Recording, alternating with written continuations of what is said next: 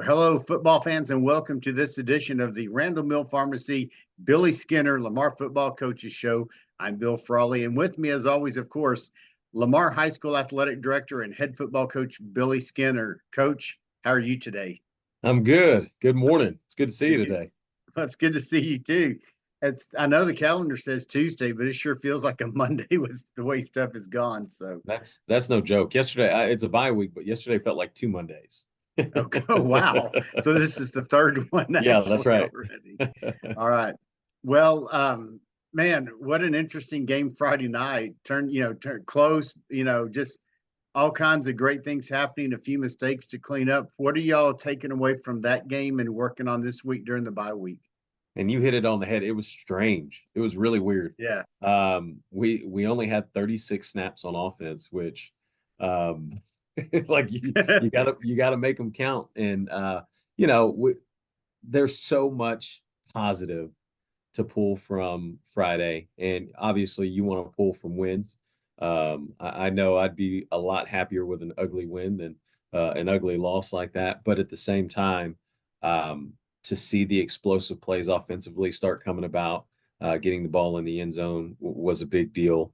But just kind of the story of our season thus far has been kind of silly mistakes.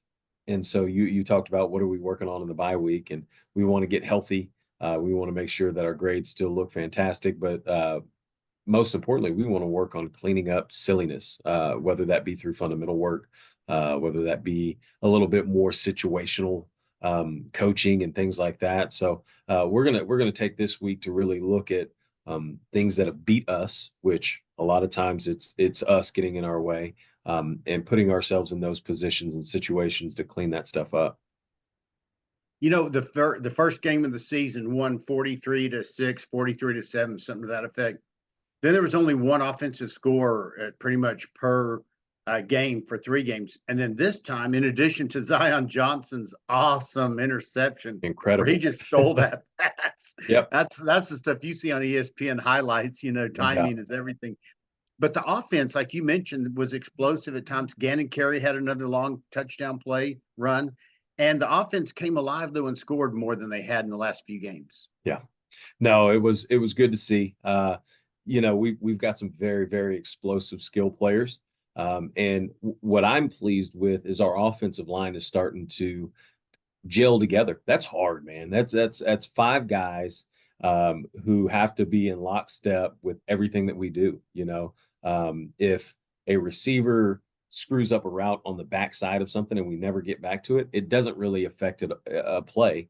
But with those guys on the offensive line, their margin for error is so much smaller than any other position because again, they're one of five.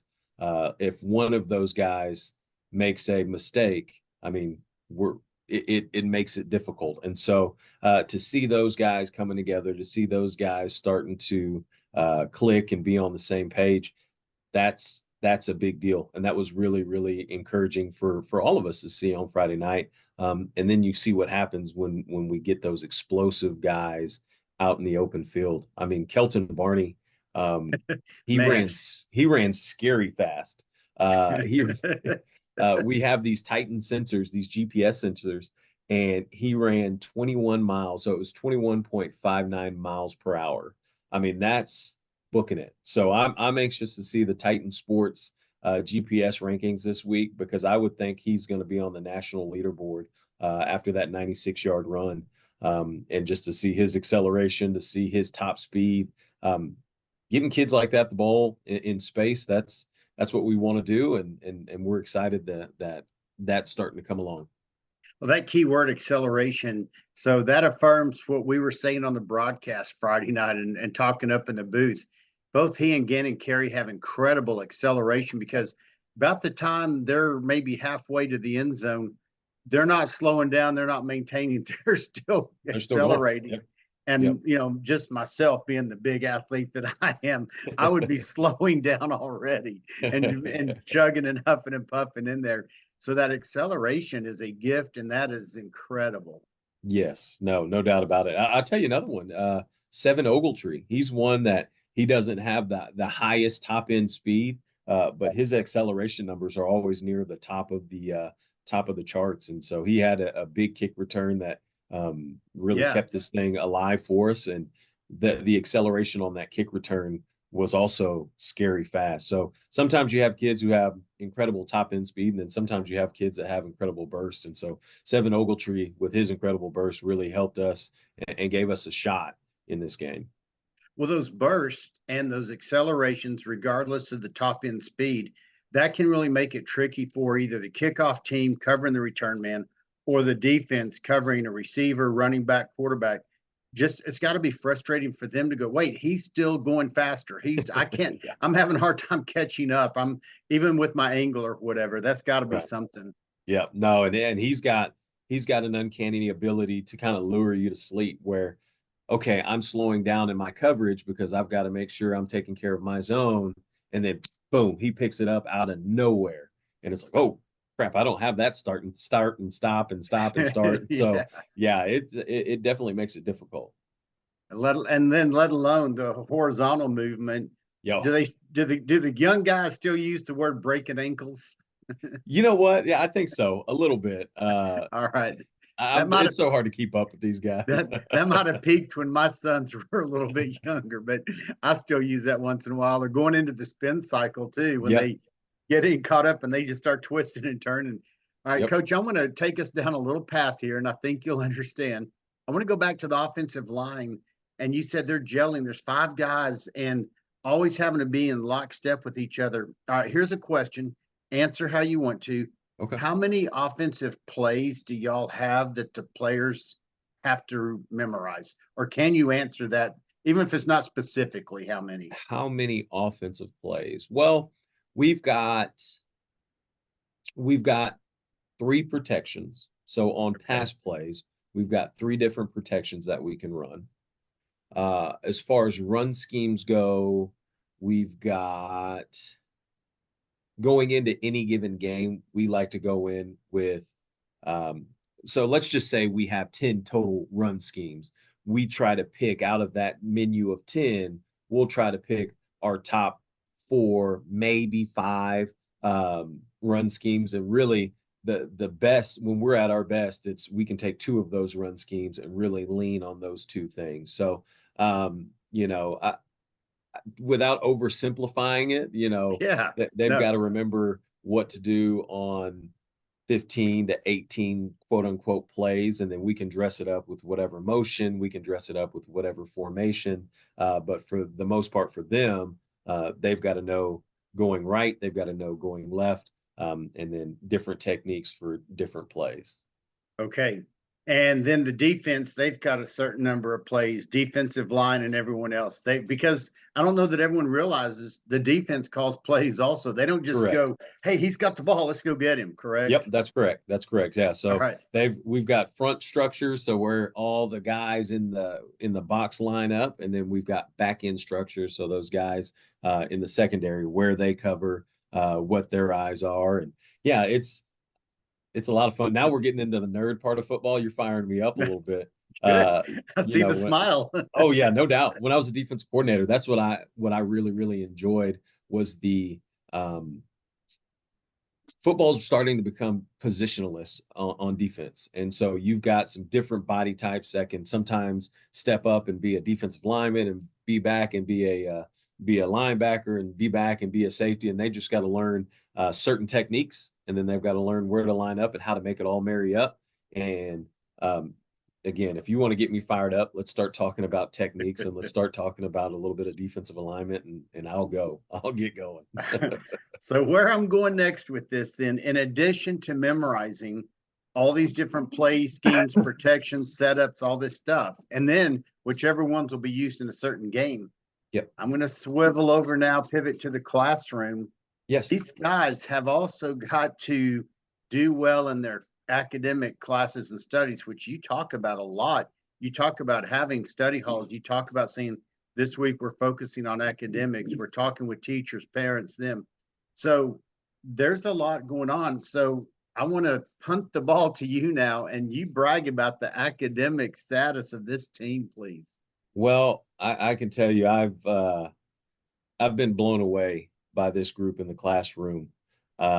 We had a program number of 92% passing percentage. That's freshmen. So we've got 5 football teams, and on those 5 football teams, 92% of our kids passed and are eligible to play for the remainder of this 6 weeks until the next 6 weeks. And so that is really hard to do. And it's a testament to our kids. It's a testament to our families. It's a testament to these coaches, because coming into this year, one of our improvements. So I like to start each year with an improvement plan. And one of our improvements was the academic piece. I think last year was good. I wanted to do better. I wanted to elevate, and our coaches really bought into it. They communicated with the teachers. We've got some incredible educators on this campus who will open their doors up. Miss Lee, who is a Spanish teacher here, she actually will open her doors up on No Sweat Wednesday, and there'll be anywhere from 25 to 30 athletes sitting in her classroom. It smells atrocious because our guys got to shower a little bit better. But she's got her doors open for those kids to come in and make up work. And sometimes some of the other Spanish teachers aren't there. And so she's there for kids that aren't even in her class. And when we've got people like that in our building who want to see Vikings have success and give them opportunities and resources, I mean, it's really hard to fail. It's really hard not to succeed. So we're really blessed with great resources here. I'm really proud of our kids. I'm proud of our coaches. I'm excited because 92% is really hard to come by. And then the other number that I'm extremely proud of is the program GPA. With all of those numbers, we've got a 3.46 GPA. We can get into some good schools as a program. We can Man, I get mean, into some that's good averaging colleges as A's a and program. B's. Yeah, that's correct. And so That's the it's whole exciting. school doesn't do that. Seriously. Yes, no, it's I exciting. mean, I'm sounding all excited and geeked out now, but that's amazing because, like you said, you can't help but succeed or not fail where. And so y'all are definitely setting these young men up for success. You're doing that on the football field, you're doing it in the classroom, and all that combines, you're setting them up for success in life. And that's and I'll address this uh, head on. I want us to win football games, and I love winning. You can ask my family, you can ask my wife. I'm not the best. I'm not the best at losing. Um, but I said it when I first got here, and I mean it every single day. Our goal here is not to teach kids how to catch a football. Our goal here is not to teach kids how to tackle. That's part of it. But our goal here is to make sure we're developing better humans.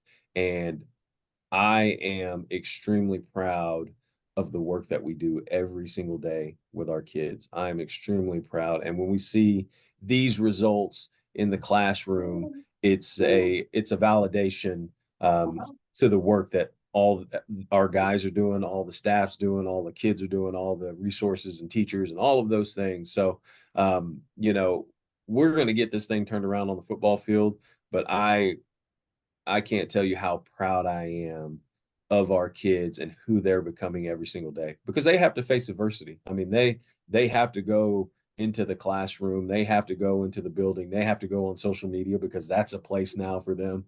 And to see them continuing to be themselves and to be the best version of themselves, like my heart is full being the head football coach for these young men. Well, and coach, and I've had, in-person contact with a lot of these players, uh, here or there. Some of them been helping up in the press box on Thursday nights. Some of them I just see and observe. They don't know who's watching when, and y'all are doing a great job. You are. I mean, hey, no one's perfect. I'm not perfect. You're not. None of the kids are. They're growing up, but man, y'all are doing a great job forming these guys into young men that they need to be. Well, I appreciate that. Yes, sir. Well, this is a bye week for varsity. You did find some games for JV and at least one freshman game. Here's Yes. something I want people to realize. It's a tough deal when another school only has one JV or one freshman team, and some guys don't get to suit up and play. And it's not because y'all didn't try that week. Y'all have tried, and I've seen it. And now this week, it's a bye week for varsity, but there's a freshman game at home against Grand Prairie, and I think there's a couple of different JV games. Would you please let us know? Yes, so we'll start with JV Gold. We were able to secure a game. We're going to play Haltom again on Wednesday night. So we're going to go over to Haltom High School with our JV Gold, and at 5:30 we're kicking off and playing against Haltom. So Nice. that is JV Gold. JV Navy will play Thursday at 5:30 at Gopher Warrior Bowl. So, okay, yeah, that's Cool. right. All right. So, Okay. Yep. JV will be at Grand Prairie High School. JV Navy will be at Grand Prairie High School on Thursday. And then freshman Navy will play here at Cravens versus Grand Prairie at 5:30. So, you can see my brain working, going different places, but we're Why? Three yeah, games, yeah. three different times and locations.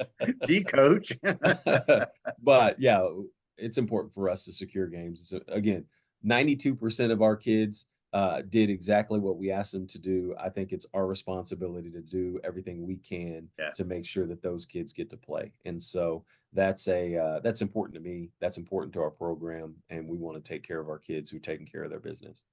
I just want parents, especially freshmen, they're new to the program, want them to know y'all do everything you can to get those guys some games. So I'm looking forward to being there Thursday night to announce that freshman game. So that's going to be a lot of fun. Was expecting to not have one to do this week, but Yeah. hey, thank you, coach. So, anything else you want to say besides asking for still the sports drinks, 20-ounce bottles by the case, or however? What do you want to add on about other sports, other things? I know there's tennis tonight, there's tennis Yes. Friday night, and Yep. everything's getting going. You stole my thunder. I think we actually have some swim starting up too. We've got some swim Wow. happening on Saturday. So all of the things are starting to kick off. Golf is starting to happen, and I got to tell you, it's really, really the weather is cooling down, and I want to get out and get to the golf course early one morning, and it's going to be really hard for me not to pull my clubs out. So just excited for all the sports, excited for our all of our teams that are competing. It's a great time to be around the North Side. I didn't know you were a golfer. You play golf? Phew. Well, that's easy. I wouldn't call myself a golfer. My All wife right. bought me some brand new clubs 3 years ago. I've used them twice, so still in the break-in phase on those golf clubs. Well, I've played golf once in my life and shot a 94, Oh wow. but I was too tired to play the back nine. So, all right. That's awesome. Coach, anything else to add on before we sign off? No, just a big thank you to everybody in our community. And um, again, there's a lot of important stuff, a lot of valuable stuff happening in our kids' lives, and there's people like you who are taking care of our kids. And I can't tell you how much we appreciate that. And there's different ways people are taking care of us. And just to all the people who support our program and all the people around the North Side, we can't tell you how much we appreciate you. My pleasure. I'll speak for others. Our pleasure. Thanks, Coach. Until next time, I'm Bill Frawley with Lamar High School Athletic Director and head football coach for the Randall Mill Pharmacy Football Coaches Show. It's Billy Skinner saying VFND. VFND.